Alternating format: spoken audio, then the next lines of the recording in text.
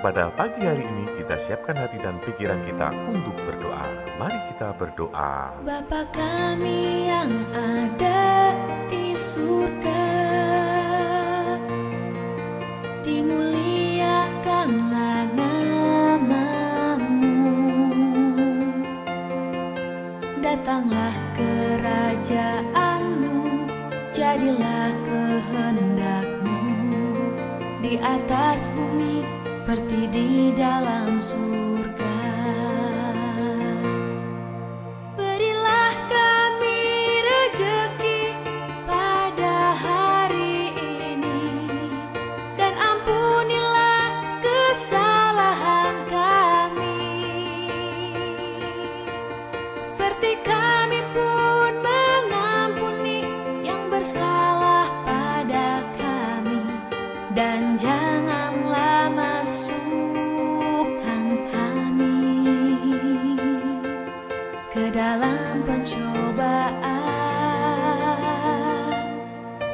tetapi bebaskanlah kami dari yang jahat.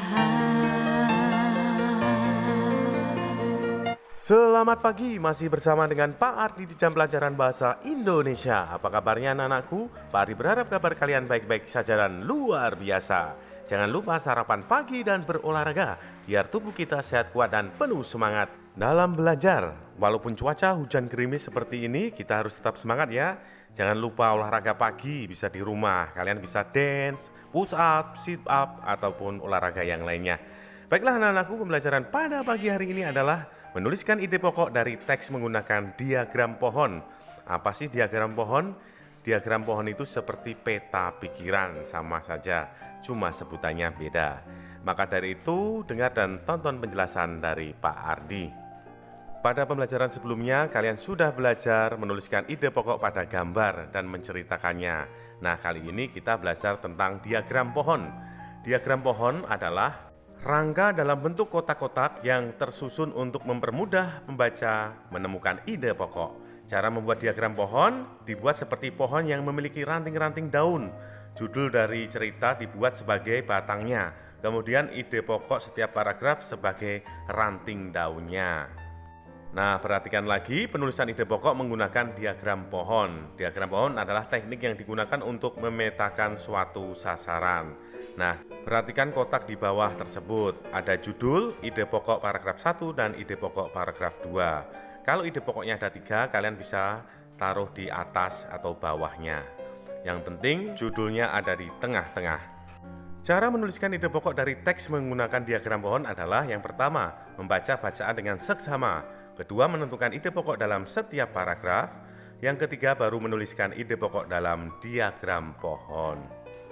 Sekarang kita baca paragraf berikut ini. Kehidupan ikan dalam air. Ikan merupakan hewan yang hidup di air. Ikan dapat dijumpai di laut ataupun di perairan air tawar. Ikan bernapas menggunakan insang. Selain insang, ikan juga memiliki gurat sisi. Gurat sisi berfungsi untuk mengetahui tekanan air di tempat ikan hidup. Ikan bergerak menggunakan ekor dan sirip. Ekor digunakan untuk mendorong tubuhnya, sedangkan sirip digunakan untuk mengatur keseimbangan dan arah saat bergerak. Selain itu, untuk memudahkan gerakannya di dalam air, ikan memanfaatkan sisik yang berlendir yang menyelimuti tubuh mereka. Nah, itu paragraf berjudul kehidupan ikan dalam air. Sekarang kita cari ide pokok paragraf pertama dan ide pokok paragraf kedua. Apa ide pokoknya? Ada yang tahu? Iya, benar sekali. Ide pokok paragraf pertama adalah ikan adalah jenis hewan yang hidup di dalam air. Paragraf kedua adalah fungsi ekor dan sirip pada ikan. Nah, itu sudah dibentuk menjadi diagram pohon. Kalian lihat, judulnya ada di samping kiri. Sedangkan di kanan atas, paragraf pertama ide pokoknya. Yang bawahnya adalah ide pokok paragraf 2. Mudah kan mencari ide pokok dan membuatnya menjadi diagram pohon. Diagram pohonnya boleh diwarnai agar lebih menarik. Itu tadi ya penjelasan singkat dari Pak Ardi. Semoga kalian bisa mengerti dan memahami. Saatnya mengerjakan tugas.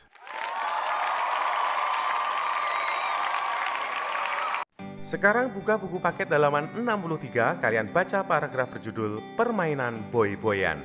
Lalu kerjakan soal nomor 2 yang ada di bawah paragraf tersebut. kerjakan di buku tugas ya. Nah, di situ sudah ada digambar diagram pohon, sudah ada contohnya. Kalian tinggal menyalin di buku tugas kalian, lalu memasukkan judulnya dan juga kalian memasukkan ide pokok masing-masing paragraf. Di situ ada 4 paragraf ya, jadi kalian menuliskan ide pokoknya 4. Selamat mengerjakan anak-anakku. Baiklah anak-anakku, pembelajaran pada pagi hari ini sudah selesai. Kita tutup dengan doa bersama. Mari kita siapkan hati dan pikiran kita untuk berdoa. Dalam nama Bapa dan Putra dan Roh Kudus, amin. Tuhan, kami mengucap syukur atas berkat rahmat yang Kau berikan pada pagi hari ini. Kita telah menyelesaikan pembelajaran pada pagi hari ini. Semoga Tuhan memberkati dan menyertai kita, menambah pengetahuan kita. Juga Tuhan sertai berikan kesehatan pada kita semua. Semoga hari esok lebih baik daripada hari ini.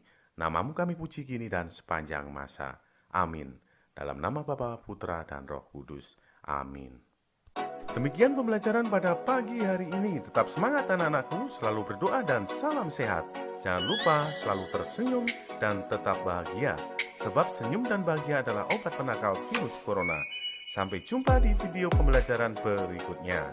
Dah.